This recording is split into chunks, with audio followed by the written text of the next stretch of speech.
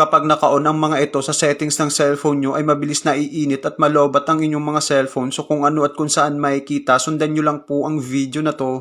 Open lang po natin yung ating settings. Scroll lang po natin. Dito hanapin at itap lang po natin itong location. So paalala ko lamang po na hindi tayo pare-pareho ng mga cellphone kaya maaaring meron o wala po neto sa inyong cellphone o kaya naman po iba yung paraan para makita nyo po ito. Dito itap lang po natin itong Wi-Fi and Bluetooth scanning. At dapat po ay itoggle off po natin itong Wi-Fi scanning and Bluetooth scanning. Dahil once na nakatoggle on po yan ay patuloy po yan na nag-i-scan kahit na hindi po natin ginagamit yung ating mga cellphone na siyang nagiging dahilan kung bakit umiinit at mabilis malobat ang ating cellphone. I-back na po natin. Sunod ay itap po natin itong Google.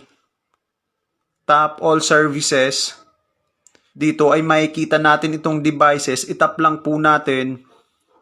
And dito ay makikita naman po natin itong scan for nearby devices na nakatoggle on. So dapat po ay itoggle off po natin yan. Dahil once na nakatoggle on po yan ay patuloy pa rin po yan na nag-i-scan kahit na hindi po natin ginagamit yung ating cellphone. Sa ganitong paraan maiiwasan po natin na mabilis uminit at malobat ang ating mga cellphone. Kaya naman po ay gawin nyo ito. So that's it guys. So sana may natutunan. Follow and share.